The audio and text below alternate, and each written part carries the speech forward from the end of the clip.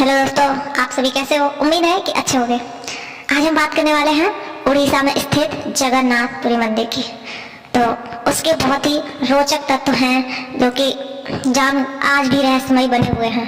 तो उन्हीं बातों में 25 रोचक तथ्य आज मैं आपको बताने वाली हूँ। भारतीय राज्य उड़ीसा में हिंदुओं को प्राचीन और पवित्र 7 नगरियों में से एक पुरी में स्थित जगन्नाथ मंदिर को बहुत ही प्राचीन माना जाता है। यहाँ पर प्रतिवर्ष आषाढ़ माह के शुक्ल पक्ष की 2 से 9 रथ यात्रा प्रारंभ होती है, जिसमें शामिल होने के लिए देश विदेश से लाखों भक्त आते हैं। और इस मंदिर के बारे में रोचक बहुत रहस्यमय चीजें भी हैं जिनके बारे में आज हम बताने वाले हैं। तो मंदिर नंबर 1 है मंदिर में अधूरी मूर्ति। यह एकमात्र ऐसा मंदिर है जहाँ पर श्री कृष्ण, बलराम और सुभद्रा की अधूरी मूर्तियां विराजमान है, और वह भी लकड़ी की। हर वर्ष मूर्तियां बदल दी जाती हैं। मूर्तियों के अधूरे बनने और लकड़ी के बनाने के पीछे एक लंबी कथा है जो राजा इंद्रदम्न और उनकी पत्नी गुड़ीचा से जुड़ी हुई है। नंबर 2 है हवा के विपरीत लहराता ध्वज। श्री जगन्नाथ मंदिर के ऊपर स्थापित लाल ध्वज सदैव हवा के विपरीत दिशा में लहराता है। ऐसा किस कारण से होता है तो वैज्ञानिक ही बता सकते हैं, लेकिन यह निश्चित ही आश्चर्यजनक बात है। प्रतिदिन सायंकाल मंदिर के ऊपर स्थापित ध्वज को मानव द्वारा उल्टा चढ़कर बदला जाता है। ध्वज भी इतना भव्य है कि जब यह लहराता है तो इसे सब देखते ही रह जाते हैं। ध्वज पर शिव का चंद्र बना हुआ है। नंबर 3 है गुम्बद की छाया नहीं बनती। मंदिर के पास खड़े रहकर इसका गुम्बद देख पाना असंभव है। मुख्य गुम्बद की छाया दिन के किसी भी समय अदृश्य हो जाती है। नंबर 4 है भारत का सबसे भव्य मंदिर। यह भारत का सबसे भव्य और ऊंचा मंदिर है। यह मंदिर 4 लाख वर्ग फुट में क्षेत्र में फैला है और इसकी ऊंचाई लगभग 214 फुट है। नंबर 5 है चमत्कारिक सुदर्शन चक्र। पुरी में किसी भी स्थान से आप मंदिर के शीर्ष पर लगे सुदर्शन चक्र को देख सकते हैं। यह आपको सदैव अपने सामने ही लगा दिखेगा। इसे नील चक्र भी कहते हैं। यह अष्ट धातु से निर्मित है और अति पावन और पवित्र माना जाता है। नंबर 6 हवा की दिशा। सामान्य दिनों के समय हवा समुद्र से जमीन की तरफ आती है और शाम के दौरान इसके विपरीत, लेकिन पुरी में तो उल्टा ही है। अधिकतर समुद्र तटों पर आमतौर पर हवा समुद्र से जमीन की ओर जाती है, लेकिन यहाँ हवा जमीन से समुद्र की ओर जाती है। तो ये भी एक रहस्यमय। नंबर 7 है गुम्बद के ऊपर नहीं उड़ते हैं कोई पक्षी। मंदिर के ऊपर गुम्बद के आसपास अब तक कोई पक्षी उड़ता हुआ नहीं देखा गया है। इसके ऊपर से विमान नहीं उड़ाया जा सकता। मंदिर के शिखर के पास पक्षी उड़ते नजर नहीं आते, जबकि देखा गया है कि भारत के अधिकतर मंदिरों के गुम्बद पर पक्षी बैठ जाते हैं या आसपास उड़ते हुए नजर आते ही हैं। हालांकि यह भी कहा गया है कि जिस भी दिन ऐसी घटना घटेगी समझना अशुभ समय प्रारंभ हो गया है। नंबर 7 बात कर लेते हैं दुनिया का सबसे बड़ा रसोई घर। 500 रसोइये 300 सहयोगियों के साथ बनाते हैं भगवान जगन्नाथ जी का प्रसाद। लगभग 20 लाख भक्त कर सकते हैं यहाँ भोजन। मंदिर के अंदर पकाने के लिए भोजन की मात्रा पूरे वर्ष के लिए रहती है। प्रसाद एक भी मात्रा में कभी भी व्यर्थ नहीं होता। कहा जाता है कि मंदिर में प्रतिदिन प्रसाद 20,000 लोगों के लिए ही बनाया जाता है, लेकिन त्योहार वाले दिन 50,000 लोगों के लिए बनाया जाता है। लेकिन कहा जाता है यदि किसी दिन लाखों लोग भी आ जाएं तो वह प्रसाद ग्रहण करके ही जाते हैं। अजीब तरीके से ही पकते हैं यहाँ के चावल। मंदिर की रसोई में प्रसाद पकाने के लिए 7 बर्तन एक दूसरे के ऊपर रखे जाते हैं और सब कुछ लकड़ी पर ही पकाया जाता है। इस प्रक्रिया में शीर्ष बर्तन, सबसे ऊपर का बर्तन सामग्री पहले पकती है, फिर उसके नीचे की, जबकि रियलिटी में ऐसा होता है कि सबसे नीचे वाले बर्तन का भोजन पहले पकता है, लेकिन वहाँ क्रमशः ऊपर से चलता है। नीचे की तरफ एक के बाद एक पकती जाती है, अर्थात सबसे ऊपर रखे बर्तन का खाना सबसे पहले पक जाता है। तो ये भी एक चमत्कार बना हुआ है।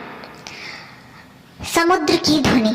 मंदिर के सिंह द्वार में पहला कदम प्रवेश करने पर ही आप सागर द्वारा निर्मित किसी भी ध्वनि को नहीं सुन सकते। आप मंदिर में एक ही कदम को पार कर तब आप इसे सुन सकते हैं। इसे शाम को स्पष्ट रूप से अनुभव किया जाता है।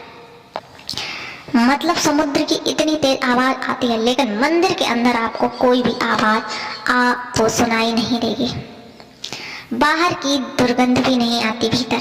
इसी तरह मंदिर के बाहर स्वर्ग द्वार है, जहाँ पर मोक्ष प्राप्ति के लिए सब जलाए जाते हैं, लेकिन जब आप मंदिर से बाहर निकलेंगे तभी आपको लाशों के जलने की गंध महसूस होगी, लेकिन मंदिर के अंदर आपको ऐसा कुछ नहीं लगेगा। रूप बदलती मूर्ति, यहाँ श्री कृष्ण को जगन्नाथ कहते हैं। जगन्नाथ के साथ उनकी भाई बलभद्र, बलराम और बहन सुभद्रा विराजमान है। तीनों की ये मूर्तियाँ काष्ठ से बनी हुई हैं। यहाँ प्रत्येक 12 साल में एक बार होता है प्रतिमा का नव कलेवर। मूर्तियाँ नई जरूर बनाई जाती हैं, लेकिन आकार और रूप वो ही रहता है। कहा जाता है उन मूर्तियों की पूजा नहीं होती है, केवल दर्शनार्थ रखी गई है। विश्व की सबसे बड़ी रथ यात्रा, आषाढ़ माह में भगवान रथ पर सवार होकर अपनी मौसी रानी गुड़ीचा के घर जाते हैं। यह रथ यात्रा 5 किलोमीटर में फैले पुरुषोत्तम क्षेत्र में ही होती है। रानी गुड़ीचा भगवान जगन्नाथ के परम भक्त राजा इंद्रद्युम्न की पत्नी थी, इसलिए रानी को भगवान जगन्नाथ की मौसी कहा जाता है। अपनी मौसी के घर भगवान 8 दिन रहते हैं। आषाढ़ शुक्ल दशमी को वापसी की यात्रा होती है। भगवान जगन्नाथ का रंग नदी घोष है। देवी सुभद्रा का रथ दर्प दलन और भाई बलभद्र का रथ तलध्वज है।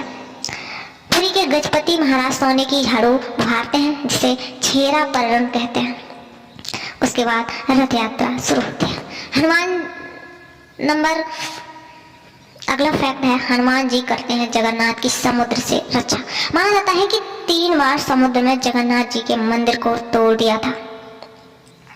कहते हैं कि महाप्रभु जगन्नाथ के वीर मारुति हनुमान जी को यहाँ समुद्र को नियंत्रित करने के हेतु नियुक्त किया गया था, परंतु जब तक हनुमान जी भी जगन्नाथ, बलभद्र और सुभद्रा के दर्शन का लोक स्मरण नहीं कर पाते थे, वे प्रभु के दर्शन के लिए नगर में प्रवेश कर जाते थे। ऐसे में समुद्र भी उनके पीछे नगर में प्रवेश कर जाता था और केसरी नंदन हनुमान जी की इस आदत से परेशान होकर जगन्नाथ महाप्रभु ने हनुमान जी को यहाँ स्वर्ण बेड़ी से आबद्ध कर दिया, बांध दिया।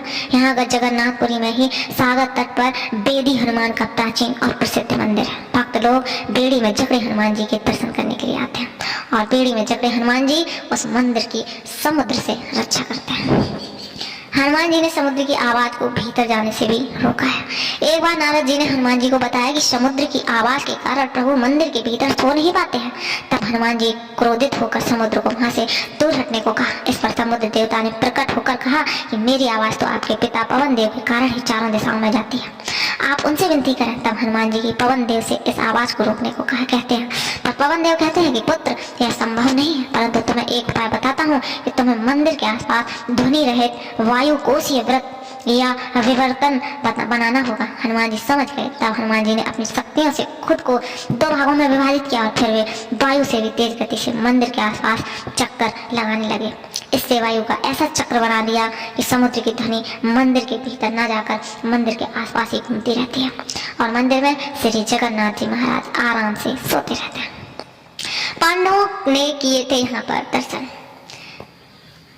किंवदंतियों के अनुसार कहते हैं अज्ञातवास के दौरान द्रौपदी 5 पांडव भगवान जगन्नाथ के दर्शन करने गए थे। प्रभु जगन्नाथ के मंदिर के अंदर पांडवों का स्थान अब भी मौजूद है। ऐसा कहा जाता है कि भगवान जगन्नाथ जब चंदन यात्रा करते हैं तो 5 पांडव उनके साथ नरेंद्र सरोवर जाते हैं। आज श्री मंदिर में 21 दिवसीय चंदन यात्रा का आयोजन होता है। ऐसे में श्री मंदिर में 1 किलोमीटर की दूरी पर मौजूद नरेंद्र सरोवर तक यात्रा निकाली जाती है। स्वर्णदान, महान सिख सम्राट महाराजा रणजीत सिंह ने इस मंदिर को प्रचुर मात्रा में स्वर्णदान किया था, जो कि उनके द्वारा स्वर्ण मंदिर अमृतसर को दिए गए स्वर्ण से कहीं अधिक था। ईसा मसीह भी यहाँ आए थे प्रभु के दर्शन करने के लिए। कुछ किताबों में और जनश्रुतियों में यह पता चलता है कि ईसा मसीह सिल्क रूट से होते हुए जब कश्मीर आए तब पुनः बेथलेहम जाते वक्त उन्होंने भगवान जगन्नाथ के दर्शन किए। आदि शंकराचार्य ने भी यहाँ की यात्रा की और यहाँ पर उन्होंने 4 मठों में एक गोवर्धन मठ की स्थापना की थी। गैर हिंदू का प्रवेश निषेध, इस मंदिर में गैर भारतीय धर्म के लोगों का प्रवेश प्रतिबंध है। माना जाता है कि यह प्रतिबंध कई विदेशियों द्वारा मंदिर और निकटवर्ती क्षेत्रों में घुसपैठ और हमलों के कारण लगाए गए हैं। पूर्व में मंदिर को क्षति पहुंचाने के लिए प्रयास किए जाते रहे हैं, इसलिए किसी और धर्म के लोगों को यहाँ जाने से मना किया जाता है। मंदिर का रहस्य, कहते हैं मंदिर के एक नहीं हजारों रहस्य, यहाँ कई रहस्यमय किताबें ग्रंथों के साथ खजाने भी रखे हुए होने की बात कही जाती है। एक ऐसा भी समय था जबकि सैकड़ों वर्षों के लिए मंदिर रेत में दब गया था और भविष्यवाणी है कि आने वाले समय में भी ऐसा होने वाला है। तो ये थे रोचक तथ्य। कैसे लगे आप?